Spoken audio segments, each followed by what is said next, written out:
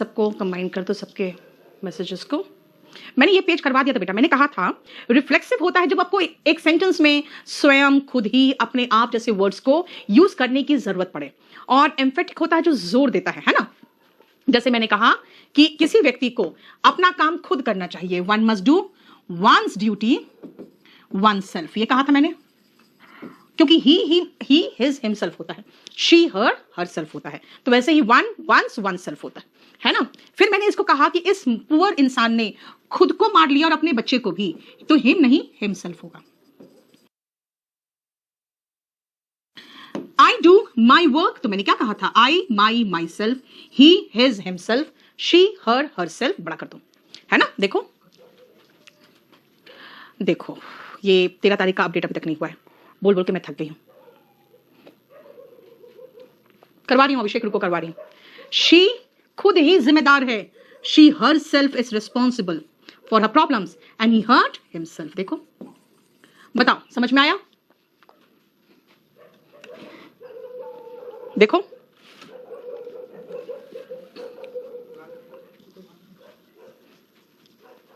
चलो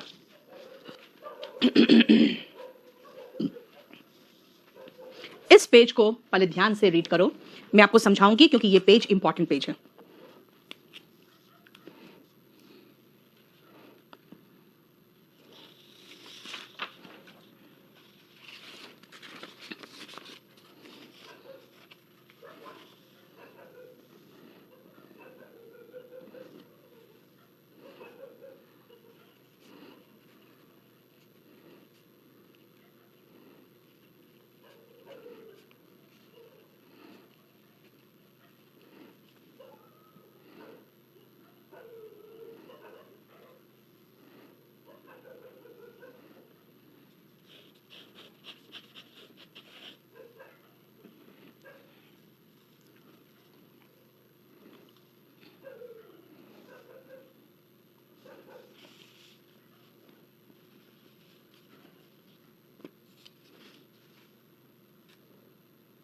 हो गया? देखो क्लास लाइव नहीं हो पा रही है, मतलब उत्कर्ष क्या बोल रहे हो?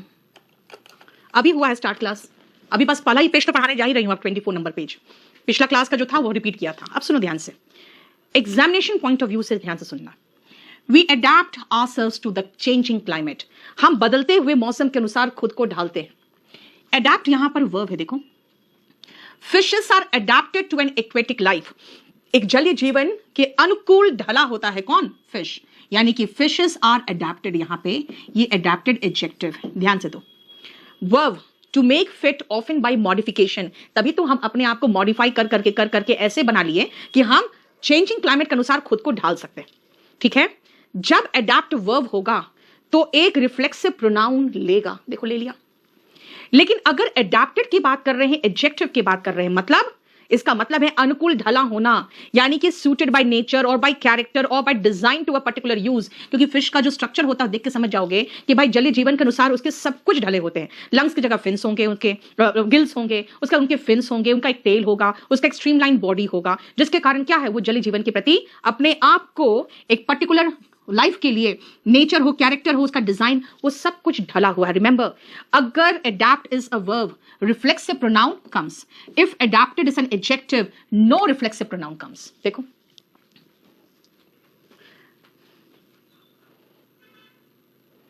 अरे विशाल, कहां तुम पागल की तरह बात कर रहे हो? 12 नंबर के बाद से, 12 के बाद से मैंने 13 तारीख को पढ़ाया है रात में। ठीक है, बोलो ना यार, अपडेट करेगा, क्या प्रॉब्लम हम लोग को? चलो नेक्स्ट, मैंने आपको अभी पढ़ाया क्या? अभी पढ़ाया सिर्फ अडेप्ट। अब देखो नेक्स्ट फिर से। विक्रांत मेंस दे दिया, कैसा गया पेपर? कुछ को व्हाट्सएप तो कर दो।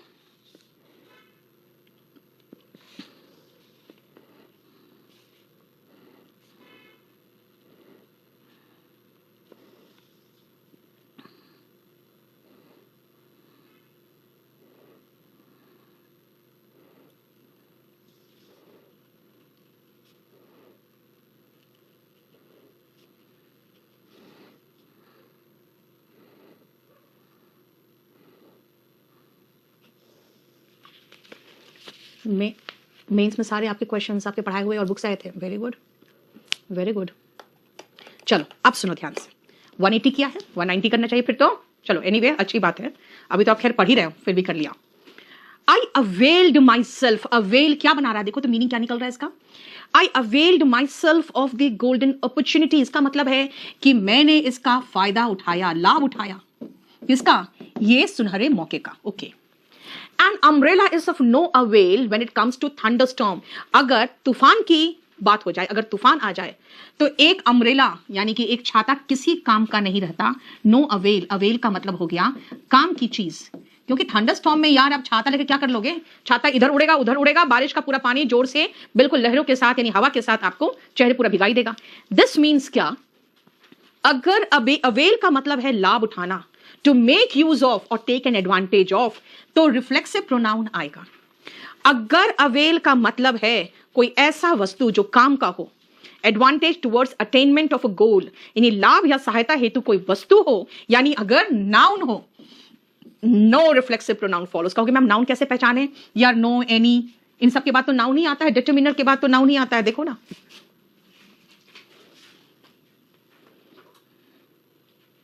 बेटा लास्ट क्लास अपलोड नहीं हुआ मुझे पता है, हो रहा है, रुक जाओ। आज उस दिन के बाद तो आज खुला ही है, क्या करूं मैं बताओ।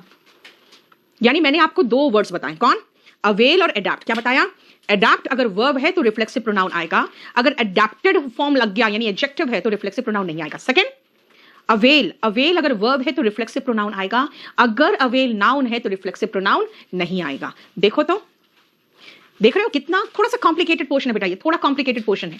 मैं रिफ्लेक्सिव और एम्फेटिक प्रोनाउन पढ़ा रही हूं, मैंने आपको अवेल बताया और एडैप्ट बताया, ये दो वर्ब्स बताए हैं, जिनके बाद मैंने क्या कहा, दो वर्ब्स बताए। क्यों, क्योंकि दोनों वर्ब के फॉर्म में ही रिफ्लेक्सिव प्रोनाउन ले रहा है। देखो तो, ये भी वर्ब का फॉर्म था तो रिफ्लेक्सिव लिया, और एडैप्ट भी वर्ब के फॉर्म में रिफ्लेक्सिव लिया। अब आओ नेक्स्ट पेज, इसको ठीक से देखो तो। बेटा एग्जामिनर मेरा क्लास देख के पेपर सेट नहीं करता, लेकिन वो उसके ऊपर दे ही नहीं सकता, और क्या देगा, जो पढ़ा दिया वही देगा ना, इसके ऊपर कुछ इंग्लिश होता ना।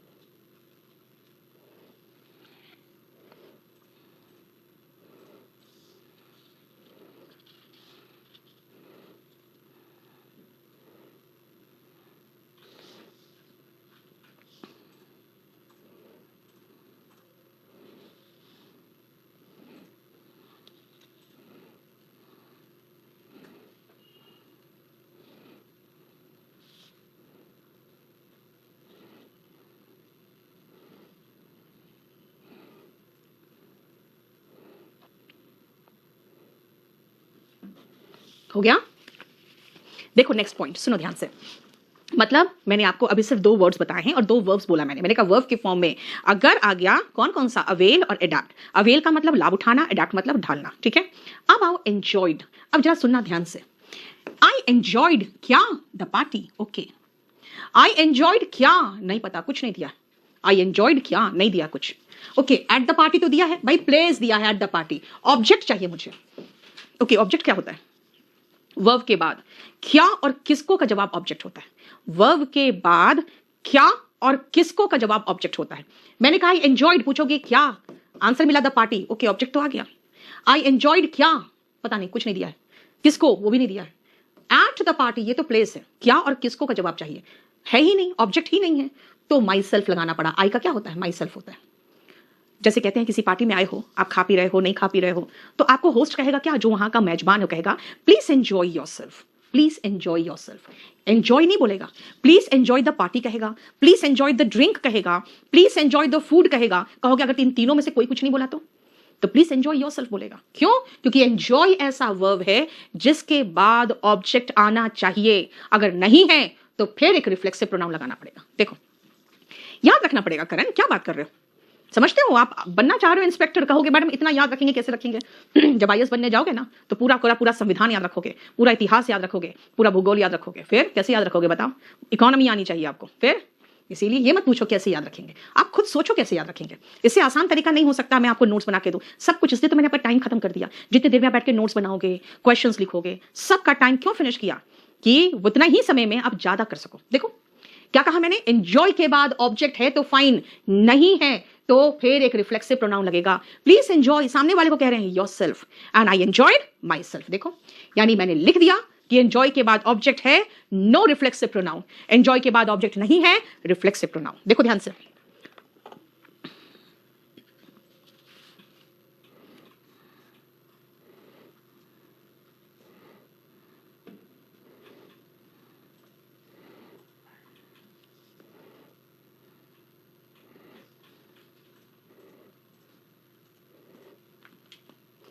नेक्स्ट पेज आओ।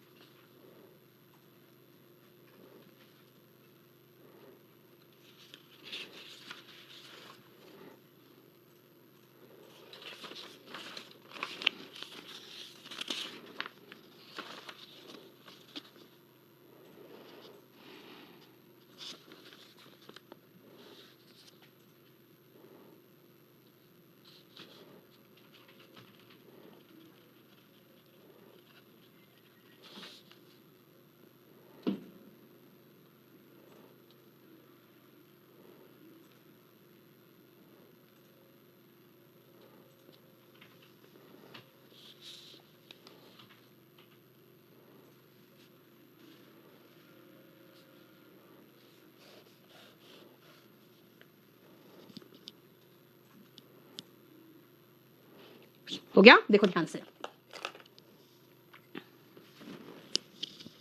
I was absent, okay. I absented myself, fine. Absent अगर सब्जेक्ट के बाद आ रहा है इसका मतलब ये तो वर्ब है। लेकिन अगर मैं कहूं I was good, I was well, I was bad, इसका मतलब ये एडजेक्टिव है। I was good मतलब मैं अच्छी थी, I was absent मतलब मैं absent थी। यानी अगर absent वर्ब है तो रिफ्लेक्सिव प्रोनाउन आएगा। देखो, लेकिन अगर absent एडजेक्टिव है तो रिफ्लेक्सिव प्रोनाउन नहीं आएगा। देखो समझ में आया क्या बोला मैंने? डिपेंड करता है एब्सेंट कहां लगा रहे हो।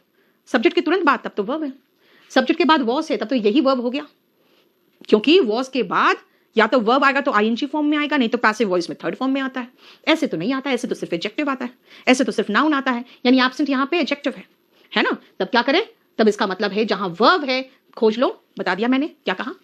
अवेल और अडेप्ट अगर वर्ब है तो रिफ्लेक्सिव प्रोनाउन लेगा। एक और ऐड कर दिए, एब्सेंट अगर वर्ब है तो रिफ्लेक्सिव प्रोनाउन लेगा। और एंजॉय, भाई एंजॉय तो सिर्फ वर्ब होता है, उसके बाद ऑब्जेक्ट है तो कोई रिफ्लेक्सिव प्रोनाउन मत लगाओ, ऑब्जेक्ट नहीं है तो रिफ्लेक्सिव प्रोनाउन लगा दो। देखो 4 वर्ब सिखाया मैंने, बता दिया चारों आपको। वैशाली, मेरा स्पोकन का कल 3:30 बजे एक बैच शुरू हो रहा है, और अगर आपको पेमेंट में कोई दिक्कत हो रहा है तो आप मुझे व्हाट्सएप कर दो, मैं आपको फोन करवा दूंगी, तो वो आपको जो भी मोड से पेमेंट करना हो वो करवा देगा आपको। ठीक है, अपने फोन नंबर के साथ मुझे मैसेज कर दो। कल एक बहुत अच्छा बैच शुरू हो रहा है 3:30 बजे स्पोकन का। देखो समझ में आया बेटा? स्पोकन करने के बाद तो समझ में आ जाएगा कितना स्पोकन में पढ़ना है, कितना इसके लिए पढ़ना है। इतना स्पोकन के लिए पढ़ना भी नहीं पड़ता है। चलो अब ये लास्ट पॉइंट है, इसको देखो।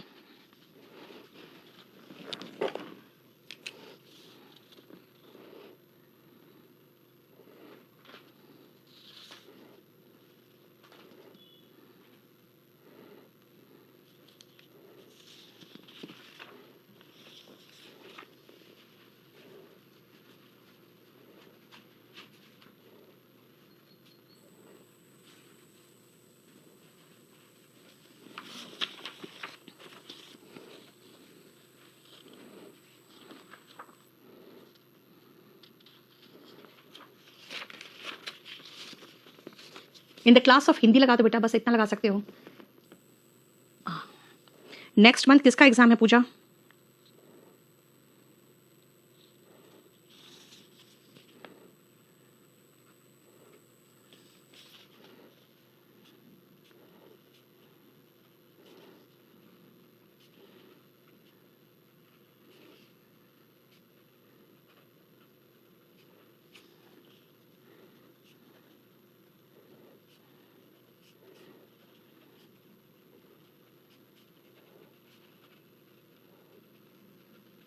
हो गया? देखो ध्यान से सुनो। ओके पूजा, फिर रुको, मैं कुछ और क्वेश्चन पेपर सॉल्व कराऊंगी आप लोग का। बिहेव योरसेल्फ क्या है ये? बिहेव का मतलब तो होता है व्यवहार करना। बिहेव योरसेल्फ का मतलब क्या हुआ? ध्यान से सुनना। बिहेव ऐसा वर्ब है जिसके बाद रिफ्लेक्सिव प्रोनाउन लगा देंगे ना तो इसका मीनिंग कंप्लीटली चेंज हो जाता है। इसका मीनिंग हो जाता है टू बिहेव प्रॉपरली, यानी शिष्टाचार के साथ व्यवहार करना। देखो रिफ्लेक्सिव प्रोनाउन ने मीनिंग ही चेंज कर दिया। ही लिव्ड, वो जीता था। बाय हिमसेल्फ, ये बाय हिमसेल्फ क्या हो गया बेटा? बाय हिमसेल्फ या बाय वन सेल्फ या बाय हर सेल्फ या बाय देमसेल्व्स, यानी बाय के साथ रिफ्लेक्सिव प्रोनाउन लगा दोगे तो इसका मतलब होगा बिना किसी सहायता के, बिना किसी दूसरे के सहायता से। इसका मतलब ही लिव्ड बाय हिमसेल्फ का मतलब हुआ वो खुद ही अपने पर निर्भर था, अपनी आजीविका के लिए, अपने जीवन के लिए किसी पर निर्भर नहीं रहता था। देख लो, क्लियर? बोलो, कोई प्रॉब्लम? आयुष, एक हमने ग्रुप बना दिया बेटा फेसबुक में, केडी लाइव डाउट ग्रुप, आप उसको भी तो ज्वाइन कर लो। नेक्स्ट, प्लीज हेल्प योरसेल्फ कहां पर बोलते हैं जनरली? पार्टीज में, जब आप खा पी रहे हो या नहीं ले रहे हो या ले रहे हो तो गेस्ट कहेगा, क्योंकि बुफे सिस्टम पूरा लगा है आपके लिए, पूरा सब कुछ लगा हुआ है, तो कहेगा प्लीज हेल्प योरसेल्फ, यानी कि अपने लिए फूड और ड्रिंक आप सर्व कर लो अपनी इच्छा अनुसार जैसे चाहिए वैसे। I see myself as an IAS officer after 5 years।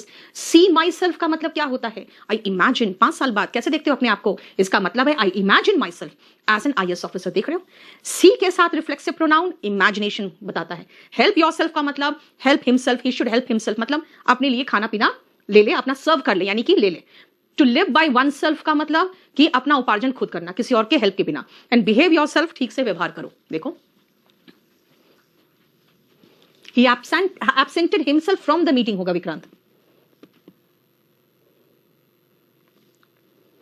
चलो अब आओ, किसके साथ नहीं आना चाहिए?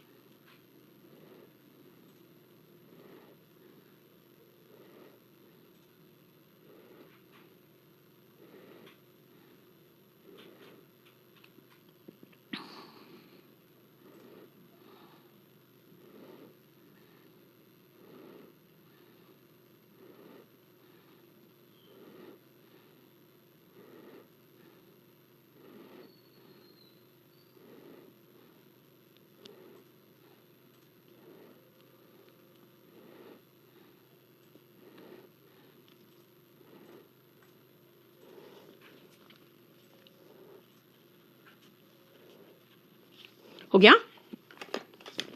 He hid himself behind the curtain, कहते हैं उसने अपने आप को पर्दे के पीछे छुपा लिया।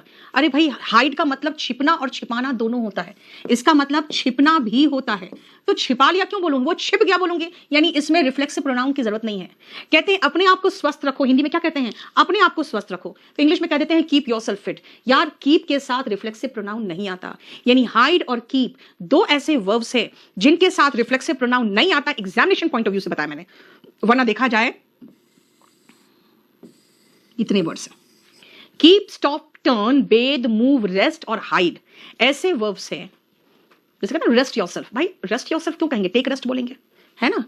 इसलिए हाइड और कीप जो है, जिससे क्वेश्चन ज्यादा आता है, वो मैंने बता दिया। कहते हैं बेद, ही बेद हिमसेल्फ, नो ही टुक, बात कह देंगे, है ना? बेद का मतलब यहां पे हिमसेल्फ हरसेल्फ के साथ नहीं होगा। देखो तो, कीप और हिड क्या है? हाइड का ही तो सेकेंड फॉर्म है।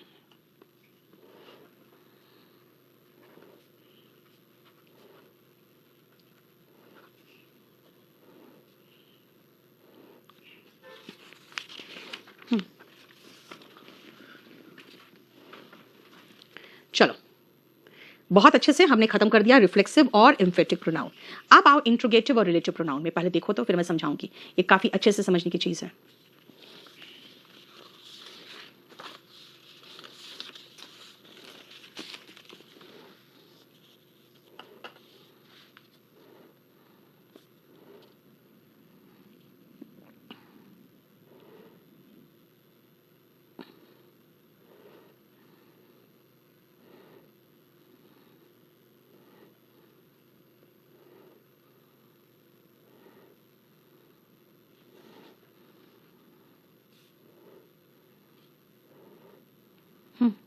एसी चला दो।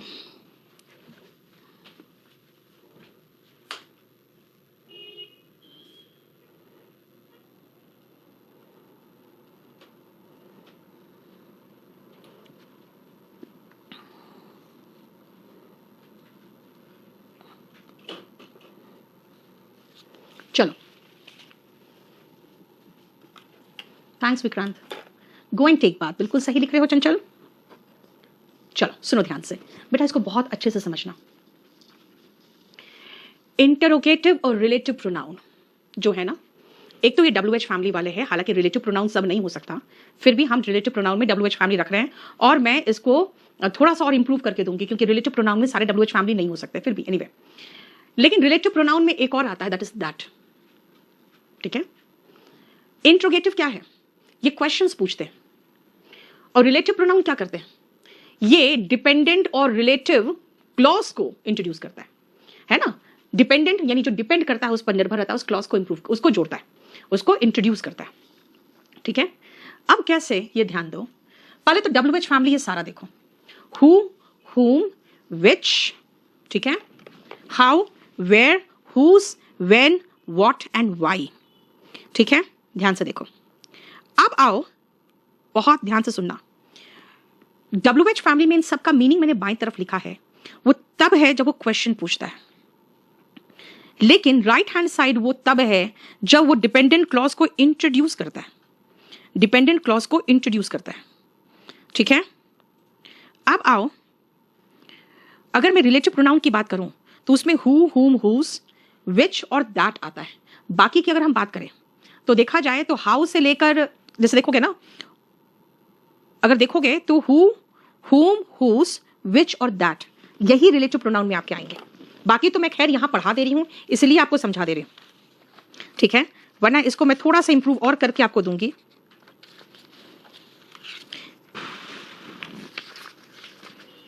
एक सेकंड रुकना बेटा। सर क्लास में हूं सर, मुबारक हो।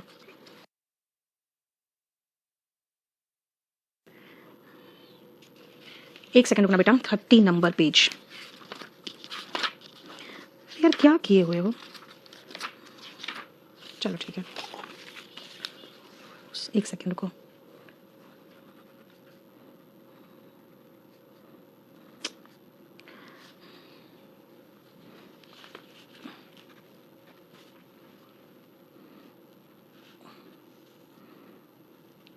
आप अगर रिलेटिव प्रोनाउन देखोगे ना, रुक जाओ बेटा, एक सेकंड रुक जाओ, इसको हमको थोड़ा सा भी यहीं पर सही कर दूं मैं।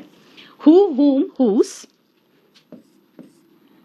विच और दैट, यही है जो रिलेटिव प्रोनाउन का काम कर सकता है।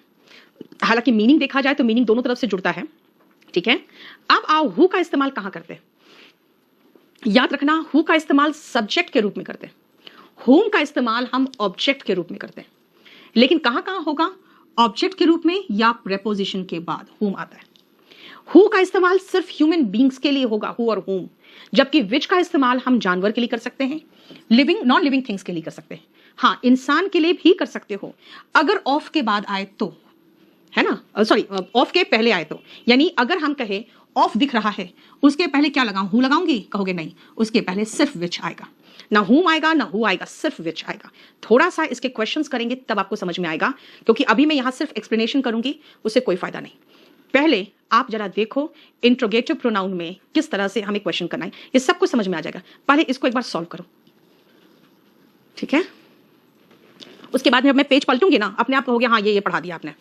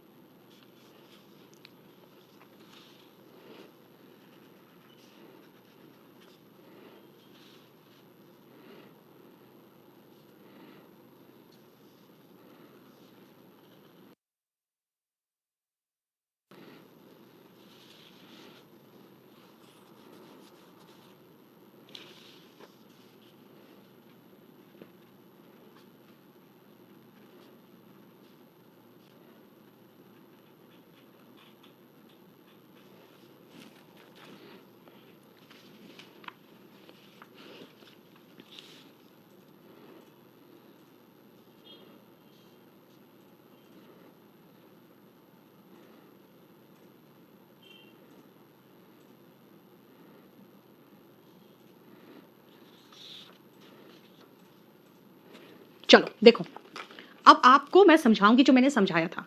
मैंने कहा था हु का इस्तेमाल सब्जेक्ट के रूप में होता है। बेटा जो काम करने वाला व्यक्ति होता है वही सब्जेक्ट होता है, करता होता है, तो हु हैज कम। लेकिन मैंने कहा था हुम का इस्तेमाल, देखो इन प्लेस ऑफ सब्जेक्ट है who, in place of object हुम है। आप मिले हो, वर्ब जिस पर होता है वो ऑब्जेक्ट होता है, तो आप जिससे मिले वो तो हुम है ना, यानी किससे मिले, आप किससे मिले, है ना, तो वो तो हुम हुआ। कौन आया है, यानी कि हु का इस्तेमाल जहां हम करेंगे कौन का फीलिंग आएगा। आप किससे मिले, आपको किसको मिलना है, किससे मिलना है, ये फीलिंग आ रहा है तो हुम आएगा। ठीक है, अब देखो ध्यान से, dash you think is guilty. बेटा यू थिंक तो जानबूझकर मैंने लगाया ताकि आपका कंटिन्यूएशन ब्रेक हो जाए। मैंने क्या कहा, आपके अनुसार कौन गिल्टी है, कौन दोषी है। अगर आप यू थिंक को माइनस करके रीड करोगे ना तो आप खुद ही कहोगे, बोलना चाहिए हमें who is guilty, who is guilty, subject के प्लेस पे हु आता है। तो बोलोगे यू थिंक क्यों लगाया आपने, सिर्फ आपके कंटिन्यूएशन को ब्रेक करने के लिए, जानबूझकर एक आप इसको।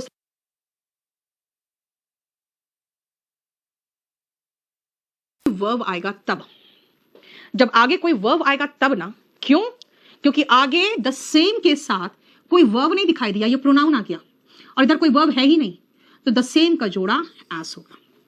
समझ में आया, the same that, the same S. लेकिन कहोगे ये जोड़ा है तो मतलब, बेटा ये कंजंक्शन का जोड़ा भी होता है। ऐसे जैसे यहां पे कंजंक्शन का जोड़ा है, वह इतना कमजोर है कि चल नहीं सकता, सो दैट एक कंजंक्शन का जोड़ा है। हालांकि यहां से सिर्फ मैं ऐसे करा दे रही हूं दैट का सारा यूज, जबकि ये कंजंक्शन का जोड़ा है, ध्यान रखना। ठीक है, the same that, the same as पढ़ोगे कंजंक्शन में भी। वी ईट हम खाते हैं ताकि हम जी सके, सो दैट, सो दैट जब एक साथ आ जाए ना तो इसका मतलब होता है ताकि, और सो दैट अलग अलग आए तो इसका मतलब होगा इतना कि। क्या कहा, सो दैट अलग अलग आए तो मतलब होता है इतना कि, सो दैट एक साथ आ जाए तो इसका मतलब होता है ताकि। देखो तो clear, this is the best offer that I can give.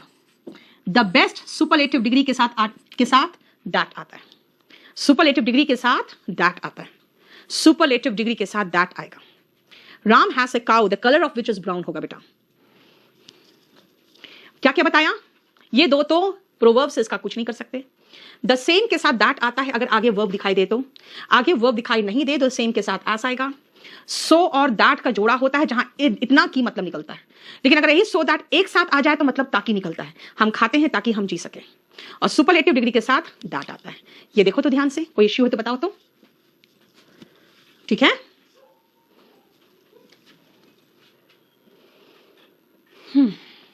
करो आगे।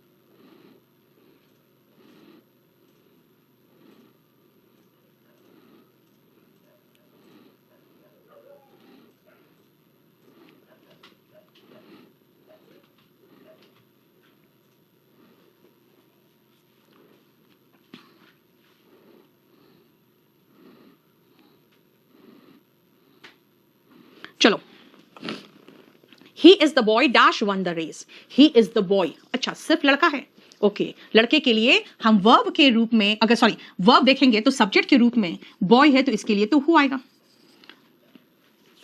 ये वो घोड़ा है जिसने रेस जीता है। एनिमल के साथ तो हम हु लगाते ही नहीं है, विच लगाते हैं, विच वन द रेस।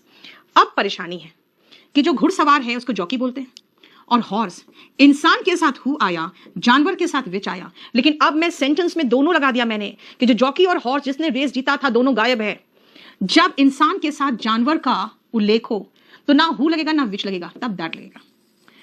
और अगर इंसान के साथ निर्जीव वस्तु का उल्लेख हो तब भी दैट लगेगा।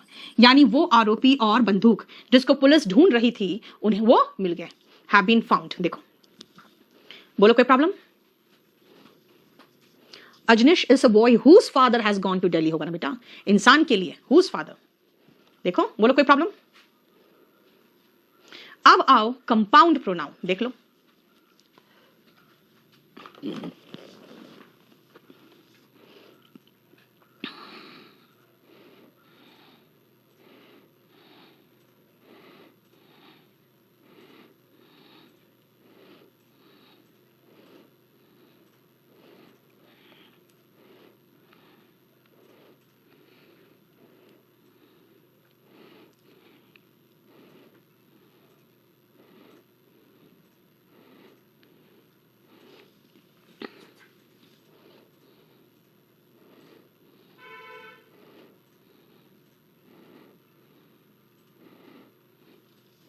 देख लिया?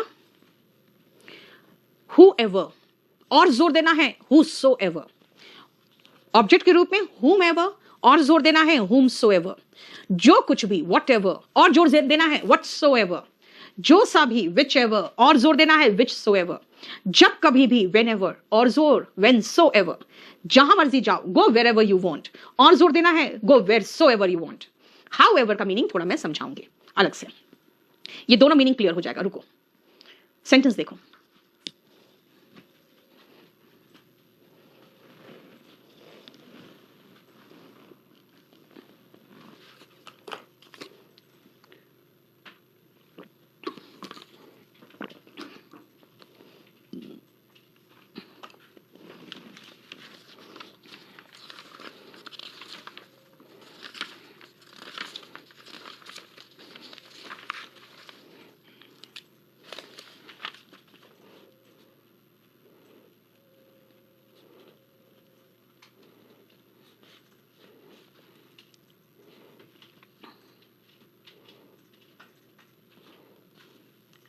देखो जो भी मर्जी खरीद लो तुम, है ना, by whatever you want, या कह सकते हैं by whatsoever you want.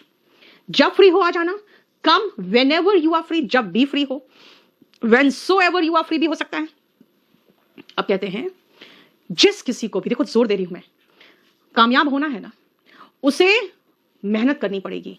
To burn the midnight oil का मतलब होता है टू वर्क वेरी हार्ड, रात में भी जाके काम करना पड़ेगा। Whosoever wants to succeed must burn the midnight oil. Now you are of age, बेटा of age का मतलब होता है legally of that age, यानी कानूनन आपका एज हो चुका है, आप जिससे चाहो शादी कर सकते हो। जोर दे रही हूं whomsoever, you यहां पे सब्जेक्ट है, marry verb है, जिससे मैरी करोगे you can marry whomsoever you desire। जो भी sin करेगा उसे उसका रेमिट करना पड़ेगा। whomsoever sins यानी कि जो भी पाप करेगा उसका भुगतान उसे ही करना पड़ेगा। जोर दे रही हूं क्योंकि यह प्रकृति का नियम है। सर्टिफिकेट की बात करते हैं, टू whomsoever, जिसको भी दिखाना चाहो दिखा दो, जिससे भी ये कंसर्न हो, whomsoever। क्यों? क्योंकि दिस सर्टिफिकेट यहां पे सब्जेक्ट है, जिससे इसका ताल्लुक होगा वो ऑब्जेक्ट होगा। अब मैं कह रही हूं जो सा भी ड्रेस खरीदना है, whichsoever, देखो जो सा के लिए तो हम विच लगाते हैं ना, whichever ड्रेस या whichsoever ड्रेस। देखो यहां तक पहले बताओ, विच ड्रेस, whichever ड्रेस या whichsoever ड्रेस, जो लगा दो।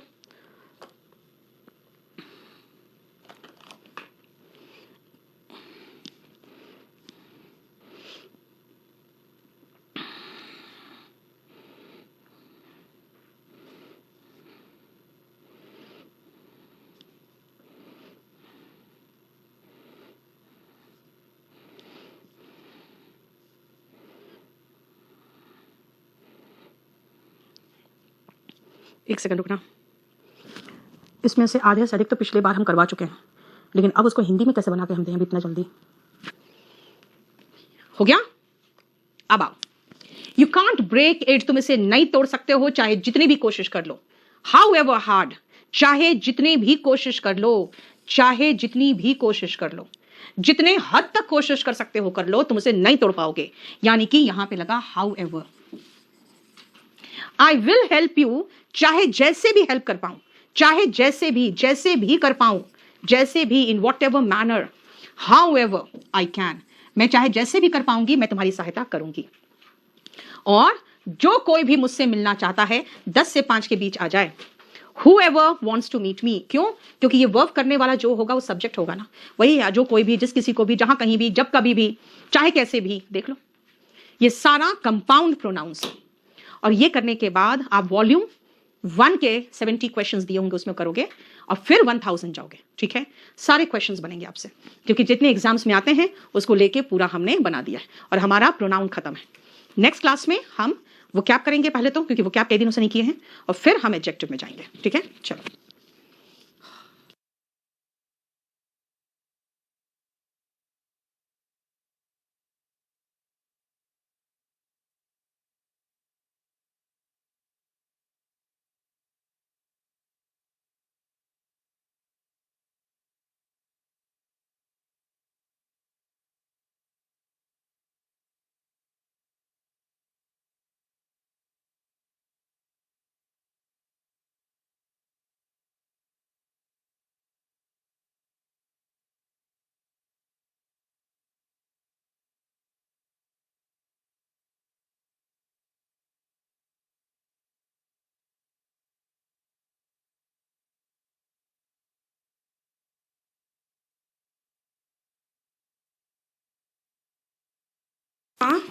बेटा आप लोगों ने वॉल्यूम 1 से और 1000 डिटेक्टिंग एरर से क्वेश्चंस किया आप लोगों ने? पहले ये बताओ, वॉल्यूम 1 और 1000 डिटेक्टिंग एरर करना बहुत जरूरी है। ठीक है, चलो एडजेक्टिव में आते हैं हम। एडजेक्टिव में सबसे पहला पेज पहले रीड करो और उसके बाद मैं इसको समझाऊंगी बहुत डिटेल में। जल्दी करिए।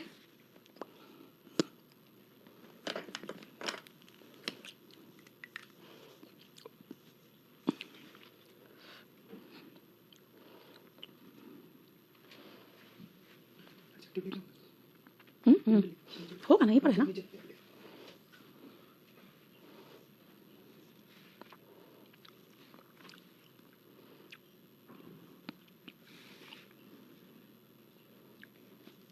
चलो,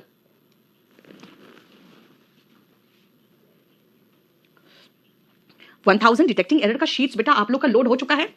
नहीं हुआ है? कैसे? हमने कब का लोड कर चुकी हूं मैं? करीबन 17 चैप्टर्स है लोडेड। एक बार देखो, चेक करो। चलो सुनो, एडजेक्टिव क्या है। सबसे पहले आप एग्जांपल्स देखो। ये क्या हो गया?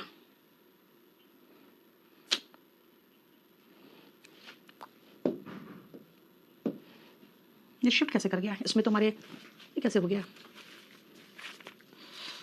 ये कैसे हो गया? इसमें क्यों करने की जरूरत नहीं है, जो काम करूंगी मैं एक ही में करूंगी, उसको दोनों करा देना। चलो, इसमें थोड़ा सा यहाँ पे पता नहीं कैसे शिफ्ट कर गया है, जबकि ओरिजिनल में तो सही था। आई हैव मच टेंशन। ठीक है, ये जो मच है वो क्वांटिटी है। ये देखो, I have much tension, he is a good boy, I have 2 friends. ध्यान से देखो, पहला में he is a boy. Okay, boy noun है। नाउन की विशेषता कौन बताया? Good, fine. I have tension, tension is also a noun. ऐसे भी देखो, SION, TION, MENT है ना, ये सब नाउन है। ठीक है बेटा, आप लोग को जो भी क्वेश्चन पूछना है, आप लोग KD live doubt group Facebook में ज्वाइन करो और वहां पे क्वेश्चन पूछो। अधिकतर क्वेश्चन तो मेरे आंसर करने से पहले आंसर हो जाता है। KD live doubt group, sorry, KD live doubt group है। ठीक है, अबाउट टेंशन, इसकी गिनती नहीं हो सकती, इसकी हम मात्रा कह सकते हैं, कितना, बहुत अधिक, मच टेंशन। मच क्वांटिटी बता रहा है। आई हैव 2 फ्रेंड्स, यहां पे फ्रेंड्स का नंबर बता रहा है। आप मार्क कर रहे हो? क्वालिटी, क्वांटिटी, नंबर, ये बताने वाले जो शब्द होते हैं वो एडजेक्टिव्स होते हैं। तो एडजेक्टिव क्या बताया? किसी भी नाउन की विशेषता, मात्रा, संख्या इत्यादि लिख दो, क्योंकि आपको उसके अलावा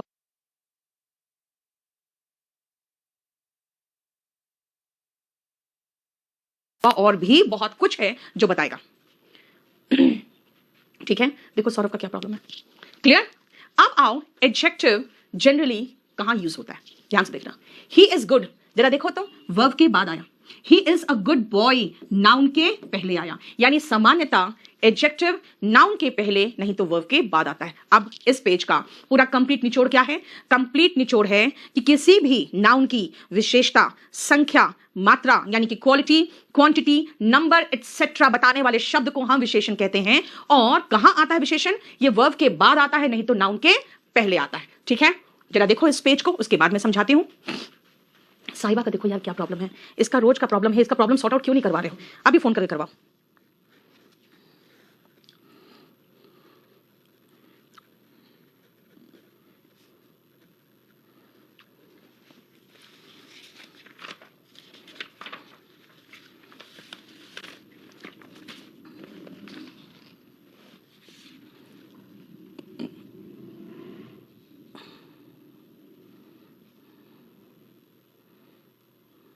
चलो देखो ध्यान से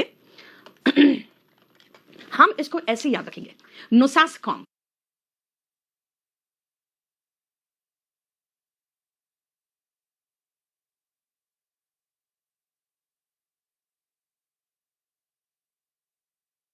वॉल्यूम 1 और 1000 डिटेक्टिंग एरर करना बहुत जरूरी है, ठीक है। चलो एडजेक्टिव में आते हैं हम। एडजेक्टिव में सबसे पहला पेज पहले रीड करो और उसके बाद मैं इसको समझाऊंगी बहुत डिटेल में। जल्दी करिए।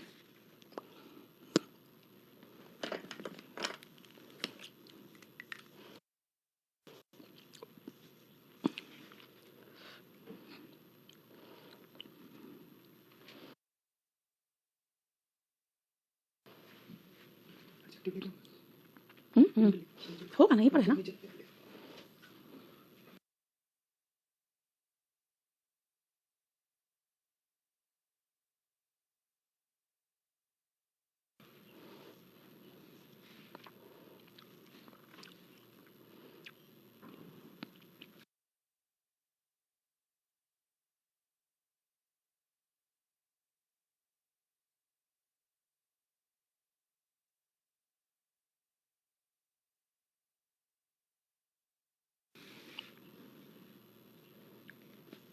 चलो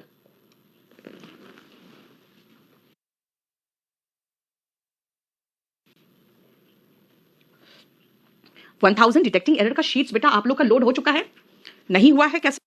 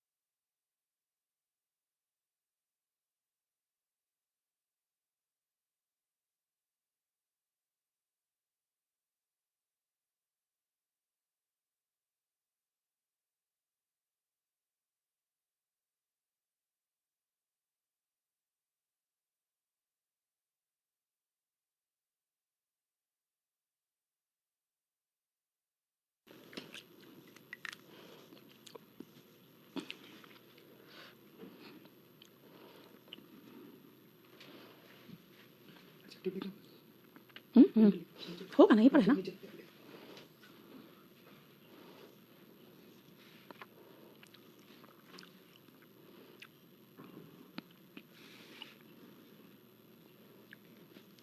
चलो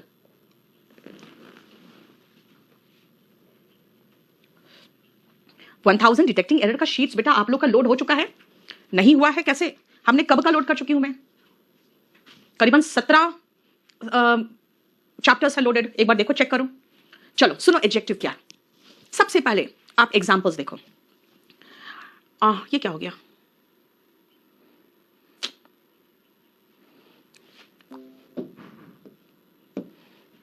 ये शिफ्ट कैसे कर गया? इसमें तो हमारे ये कैसे हो गया?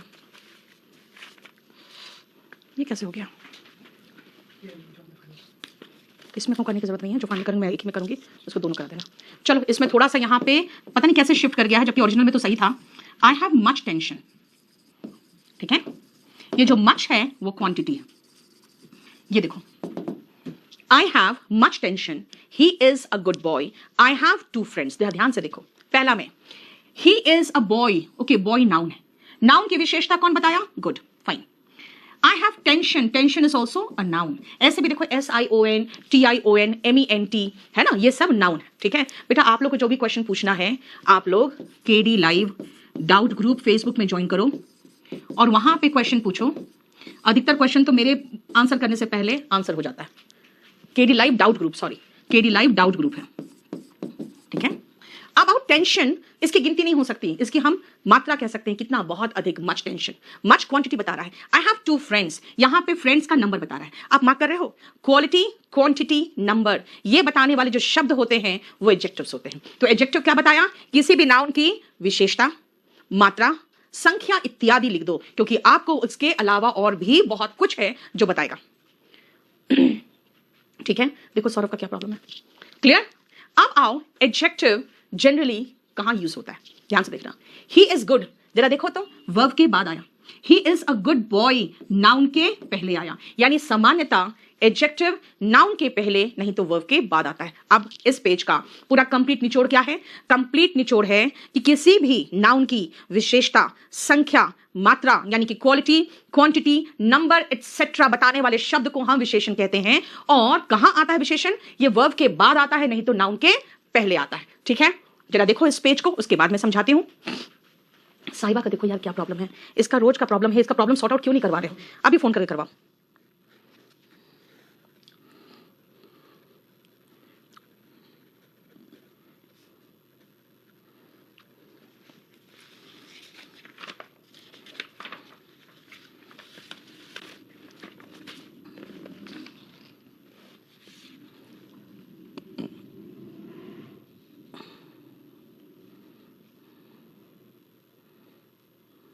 चलो देखो ध्यान से, हम इसको ऐसे याद रखेंगे, नोसास्कॉम्प। कैसे याद रखोगे? नोसास्कॉम्प। कैसे? नोसास्कॉम्प। क्या मतलब? मतलब है अगर मैं कहूं कि मेरे पास 2 रेड कलर के राउंड बैलून्स है, मैंने कहा रेड कलर के, red colour, round round round round किस में आएगा? देखो, कहोगे राउंड साइज शेप में आएगा, ट्रायंगुलर है तो राउंड इसमें होगा। अब मैं पहले क्या लगाऊं? भाई मैंने 2 एडजेक्टिव्स बताए, रेड कलर के राउंड बैलून्स है, आई हैव 2। अब 2 कहां आएगा? मैंने कहा मेरे पास 2 नंबर यहां है। अब ध्यान से सुनो, मैं जिस ऑर्डर में लिखूंगी ये ऑर्डर होगा 2 राउंड रेड बैलून्स। मतलब आपके पास अगर एक एडजेक्टिव है तो फाइन, नाउन के पहले लगा दिया। 2 एडजेक्टिव है, ठीक है, नाउन के पहले ही आएगा। ठीक है भाई, नाउन के पहले आएगा, लेकिन किस ऑर्डर में आएगा? और मैंने तो 3 एडजेक्टिव्स लगा दिए, संख्या भी लगा दी, उसके बाद कलर भी दिखा दिया और उसका शेप भी लगा दिया। अब बताओ किस ऑर्डर में आएगा? तो इसका ऑर्डर याद रखना, नोसास्कॉम्प। नोसास्कॉम्प का मतलब क्या होता है? यानी कि N for number, O for opinion. Opinion मतलब भाई आपके ओपिनियन में क्या है? ब्यूटीफुल है, अगली है, प्रिटी है, डिसेंट है ना, क्या है? साइज, टॉल, शॉर्ट, लेकिन शेप अलग चीज होता है बेटा। ये देखो शेप, ओवल, ट्रायंगुलर, रेक्टेंगुलर, है ना, वो होगा। उसके बाद एज जो है बीच में देखो, ancient, old, medieval, young, old, जो भी होगा।